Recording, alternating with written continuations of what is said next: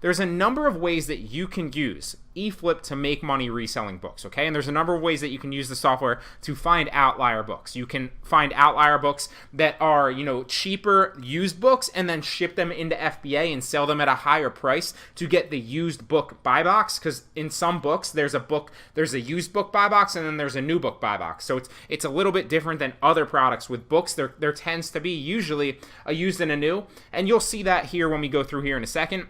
You can also sort and source new books that are cheaper on other marketplaces, and then you know that they're selling more on Amazon for a high sales velocity. So I'm going to show you examples most likely of both of those. We're going to run through like I would source any other day. One of the things that I like to do is I'll move these levers and I'll explain to you why and my thought process behind them here in a second, so you understand a little bit more, so you can go ahead and kind of find different outlier books that other people aren't finding. But what I like to do is I'll sort these levers here, and I'll show you that here in a second. But one of the things that you'll notice is when you move these down, for example, max rank. What I'm going to set the max rank to is maybe like 250,000 right now, and you'll see that there's certain tiers as you move them. It goes 250 to 500 to about 750 to a million to 2 million and 1,500, etc., etc., etc. Right? Same thing with max use price. Right? If I move this up, it's going to go to 10 cents. 25 cents, all the way up to $1, $2, $3. So there's tiers here. But what I like to do is, because every once in a while, it's just like doing product research on like a private label product, right? You want to use the levers, but you also want to find different books and different looks that other people might not be seeing. So what I'll do, if you see here, it's 2010, it goes to 2012, maybe, and this should move up to 2014. Okay, so we're going to leave it here at 2013 here to give you an example. But if I move all these down to like 250, and another little caveat here before we jump into this is books actually sell at a higher margin. So where my general rule of thumb for selling other arbitrage products is stay below 100,000 bestseller rank. With books, you can really go all the way up to 1 million, and they pretty much sell pretty fast. Obviously, with a lower bestseller rank, the more the sales, right? So I like to use Jungle Scout, and I'll show you that here in a second, to get a legitimate estimate of the books. We're going to take this actually down to like 2011 right here. So we're going to type in 2011. And that's exactly what I was getting at with these levers, right? So most people are going to go, okay, max rank 250 or max rank 500. But instead, I'm going to come in and I'm going to type 350, and that's going to give me other looks between 250 and 350 that other people might not be seeing if they didn't otherwise type that in, right? They might just set their parameters at 250, and then they're not seeing those other books that are within 250 to 350 that I might see that might be good buys. So that's what I like to do and play around with. I don't ever really change max use or max new offers too much. I don't really care about that. One thing that is important, though, is the trade-in value. So I always like to go, you'll see the levers here, 5 or 10. I'm going to go like $9 trade-in value here. I didn't mean to do that. Where's the trade-in value? $9 here on the trade-in value, because like I said, again, if someone hits the lever at 5, if someone hits the lever at 10, they're not gonna otherwise see the ones that are 9, in between $9 and $10 trade-in value if I type in 9, excuse me. So I'm getting different looks of products that other people might not otherwise see. Okay, so for the max Amazon price, I'm gonna drop this at like 30. I'm gonna take it to 40, and then we'll go like $38. Again, same kind of general thought process here. I'm typing in numbers that are close, but different looks that other people might not see. And I didn't mean to actually do that there. Why does this keep messing with me? So 9 here. So now we have 2011 max publish date. We're at 350 for the max rank and max average rank. Didn't change these at all. Max trade-in value is 9. Max Amazon price is 38. Max new price is 38. And we'll move the used price all the way up to like we'll go $5 right here, okay? Or you know what? We're actually going to type in $491.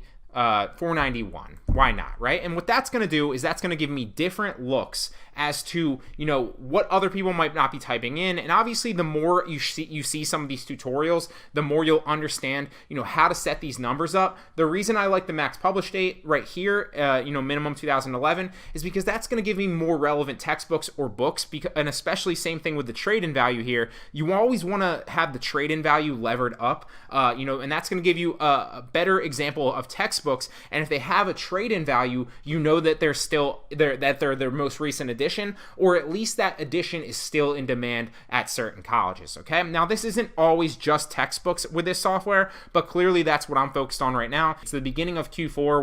We're approaching October here. It's about the end of September. Don't have my months right.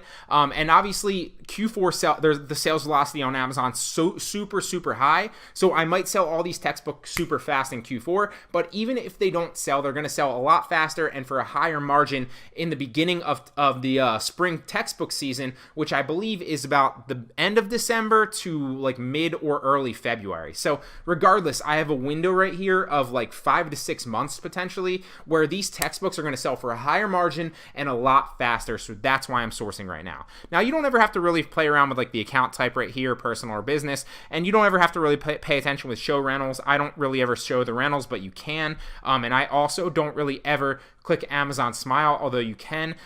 If you do end up buying like a used book on Amazon from a cheaper seller, then you might want to do Amazon Smile, because that's just going to donate a portion of your purchase price on Amazon to a charity.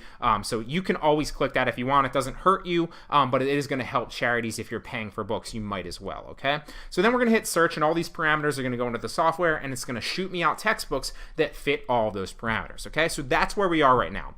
You also, just like any other form of arbitrage, right? You always want to have your Seller Central open with inventory add a product, so that we add these ISBNs,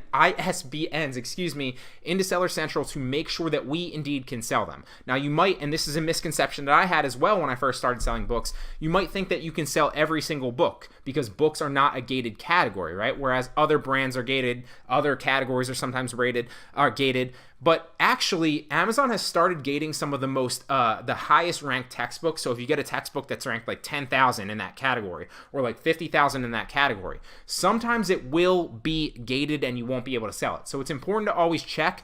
99.9% of the time, you're going to be able to sell the book, obviously, but it's always just important to check so you're not dropping like 30 to 40 bucks on a book and finding out that you can't sell it, because that would be bad, right? So it's also important to keep track of your inventory, and once we get a potential good buy, I'll show you kind of how I do it. I like to do it this way. I'll have like title of the book so I know exactly what comes. So when it comes to my house, I'll check my spreadsheet and be like, okay, this came. Same thing with a link to the book on Amazon, so that I don't play any guessing games in the future. I'm not scanning it in, because when you do use the seller app, or you're scanning a book in, obviously most of the time it's going to give you the right book in the right condition, in the right variation, and so on and so forth. However, it does sometimes scan in and give you a different copy of the book, or a different version of the book, or a different book altogether. So I don't want to play any guessing games. I just like to have the link, and I'll literally go in, click the link, grab the ISBN, and add it to Seller Central via my laptop from the link. So I'm not playing any guessing games, and I just know, okay? I also keep track of whether it was delivered or not. And if you see here, this should be Y's because they're green. So to give you an example, what I do when I first order something, I'll have it red, so I'll fill it in red, right? And then I'll have an N for no, it hasn't been delivered to my house yet. I haven't received it yet. When it does get delivered to my house, I'll fill it in with a Y and green, so I know, okay, I've gotten this book now. I'm either waiting to ship it in with a bunch of other books into FBA, or I've shipped it into FBA. Now the gray means that it's obviously sold already, and then you'll see obviously what it's sold for, the fees and the profit. I also keep track, if I remember, and I don't always remember here, where did I buy this book from, so that I know in the future, if I run into any issues, where to look for that book, and where to source it, okay? Also write down the condition and what I purchased it for. It's important to keep track of these things, because when you're buying and you're scaling this up to any certain degree, it can be very, very easy to lose track of your purchase prices, lose track of your inventory, meaning whether or not you've sold them yet, whether or not you still have that inventory in your possession, whether or not it's been delivered to you, and what you purchased it for, so you know exactly what to sell it for, so that most importantly, you know what you made, right? We're all in this to make a profit, and it's very easy if you're scaling up to any certain degree to keep track of your inventory and your profits and your expenses, right? What you've actually spent on these, if you're not keeping track of it. So I always recommend keeping track of it. You can kind of model yours after mine if you want, or you can kind of do your own thing. Just make sure to keep track of your inventory, what you're purchasing it for, and obviously what you make, okay? So now let's run through some examples of books, and I'll show you examples. I haven't set this up at all. I'll show you examples of bad books, good books, ones that might be good for certain reasons, one that might be bad for certain reasons. I'll show you different examples and how I use this software to find good books. Okay, so I'm going to click this link right here, and it's going to take me to the Amazon link to where this book actually is, and I'm going to click the books because I want the book right there, the picture, because I want to see the product detail page, right? I'm interested in two things: the used buy box and the new buy box, right?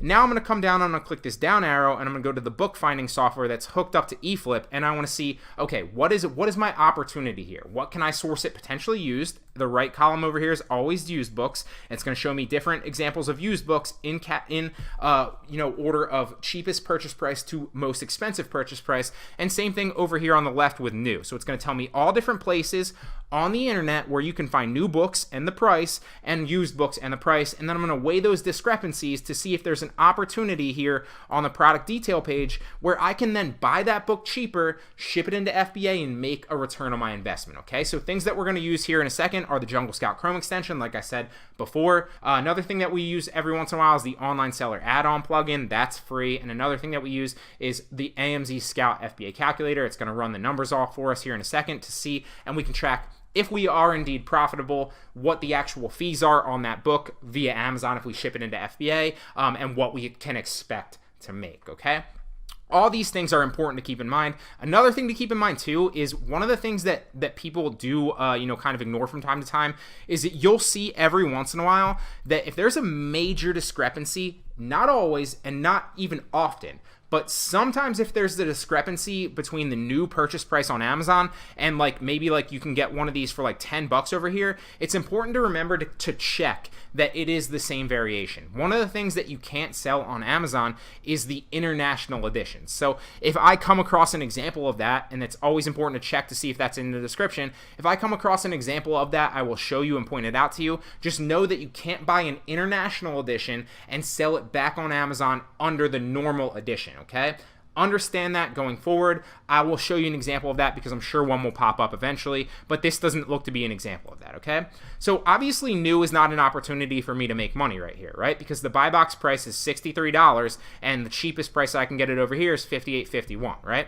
So there's no opportunity to make any money there. There's also not an opportunity with this book to make money selling it used because the cheapest, or the buy box price on used right here, is $20.12, and the cheapest I can get is $17.67, right? So after maybe taxes or shipping, depending on what that actually is, and that's the next step when we find a good product, I'll show you how to actually go ahead and make sure that you're profitable.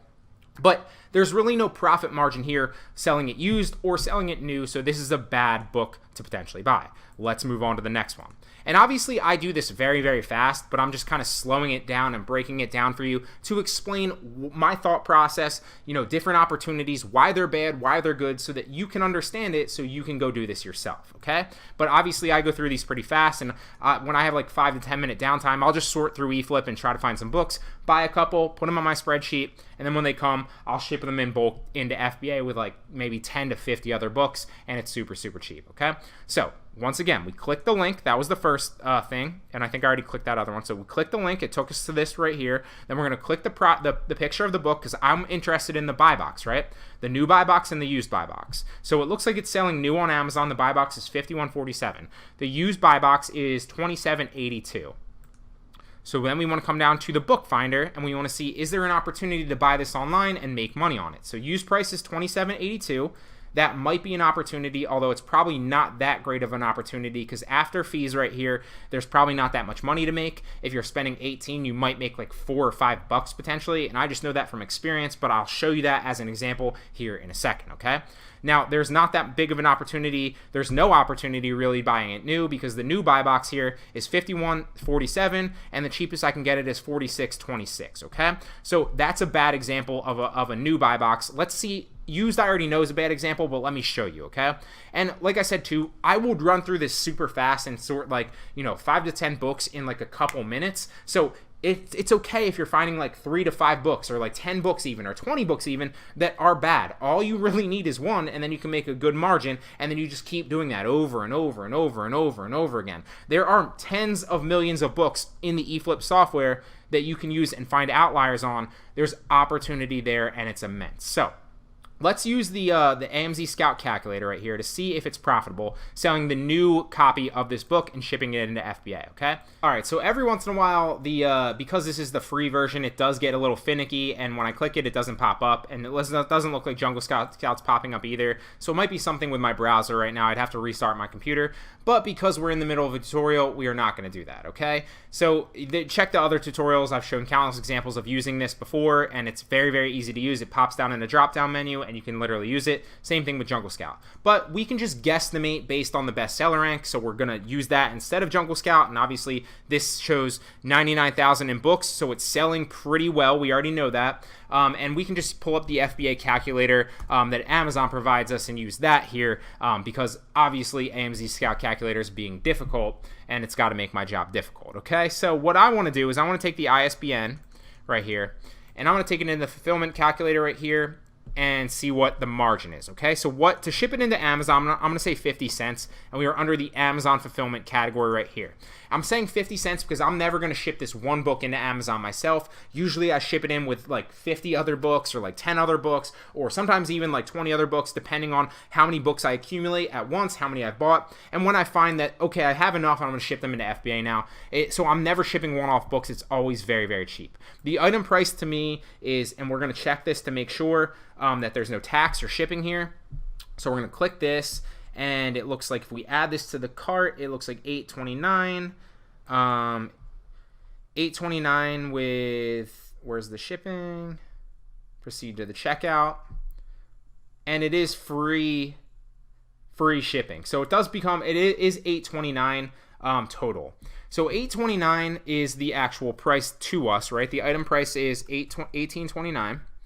Then the cost, $18.29. It's been so long since I've actually used this one. $18.29 is the cost of the product. The item price is, what's the buy box price used, is $27.82, okay? So $27.82. And that's going to probably tell us that there's a small margin.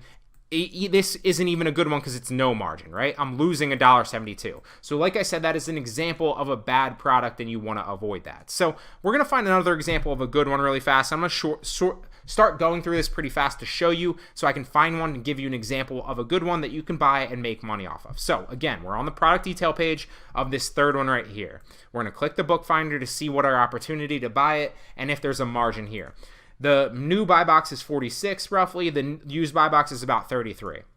So there's an opportunity to buy this used and make money. There is not really an opportunity to buy it new because the discrepancy in price isn't really there. I can buy it for $46, that's the cheapest, but then it sells for $10 more. So after shipping it into Amazon and after the fees, I might either not net anything or even lose money or maybe make $1 or $2, but it's not worth my while to spend $36 and make $1 or $2, right? So now we're focused on the used one right here. So the used buy box is at $32.95.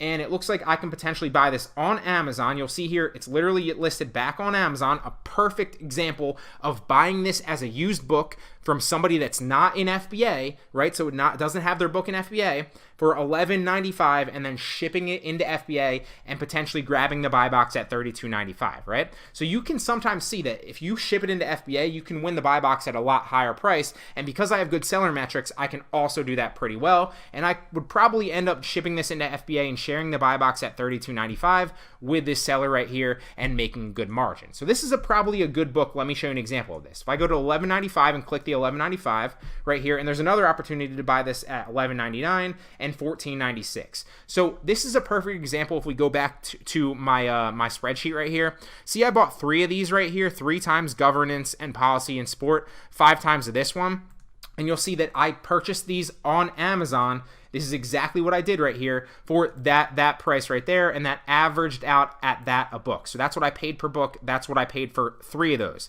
That's what I paid per book in average. That's what I paid for 5 of those, right? Same thing with this one. If I found that I could potentially make good margin on $11.95 and there's still good money to be made, I might buy all 3 of these and then just average them out total and ship them into FBA and make good money, okay? There's a good opportunity to do so, but just trying to spitballing ideas for you to keep it, to spur ideas for you so you can use it to make money in whatever way you wish, okay? So right here, use acceptable for, what is that, $11.95 right here plus a little bit of tax. So let's add this up on the calculator and we'll see exactly what our cost is, right? So $7, because I'm not going to add it to my cart. Obviously, 99.9% of the time I would add it to my cart and let Amazon tell me, but I don't want to show you my address, so I'm not going to do that. Plus $4.95 plus 72 cents taxes ends up being, that is not right. I added something wrong there. 7 plus $4.95, must have had a wrong decimal place, plus 72 cents is $12.67 for this book, okay? And remember, it is selling, so $12.67, I can ship it into FBA for $32.95, so hopefully this works now, but I doubt it will. Of course, why would it? So the item price, let's actually take the ISBN really fast. So what I want to do then is I want to come in and I'm going to paste this into the FBA calculator. So we're going to paste the ISBN, and it looks like 10 steps. Looks like it has both of those. 10 steps. And it looks like it's this one. And it doesn't really all like if there's two of them like that, it's more important that you get it right when you actually list it in Seller Central. But if you're just using the FBA calculator, they're both roughly the same. The only reason that you care about using the FBA calculator is to get a good idea of the fees. So you're worried about like the weight and the size of it. But if they're roughly similar, like hardback or paperback, they're going to be pretty similar as well. So just get a good idea of if it's profitable or not. So the item price to ship it into Amazon, again, is going to be 50 cents. Like I said, I always estimate because I ship multiple things at once. The item price on Amazon, right, the prime price for used is $32.95. So $32.95. The cost of my product is, what did we say? $12.67. So let's go back, $12.67. And that's going to tell me that I'm going to make a profit of about $7.76, right? So if I buy this book for $12.67 via this other seller right here, Once Upon a Time Books, and they have good ratings, so that's a good sign. It's used acceptable. The buy box is also used acceptable, so it's not like a used like new condition. So I'm not competing against used like new to win the buy box. So I can definitely win the buy box against this person, or at least match the buy box price and share it with them. So I'm gonna go ahead and buy this for $12.67 from this seller right here, and I'm gonna ship it into FBA, list it at the same price, match the buy box, and eventually make $7.76, right? So that's like 75% return on my investment, roughly. I'm just spitballing in my head right now because I'm gonna make $7.76 back on $12.67, and let's see how fast it's gonna sell, right? Because another thing that's important is we need to make sure that A, we can sell it, and it does sell fast. So this is a really, really, really low ranking in books. It's 24,000, so it's probably selling very, very quickly. So it all depends on how long you're willing to wait on your money to get it back. We want to make sure that A, we can sell it because it is a very, very low rank, and we can sell it in new collectible and used conditions. So that's an example of a great book that you can go ahead and buy for, like I said, $12.67 from this other seller right here. If I add this to my cart and buy it, and then I'm going to ship it into FBA and make that money.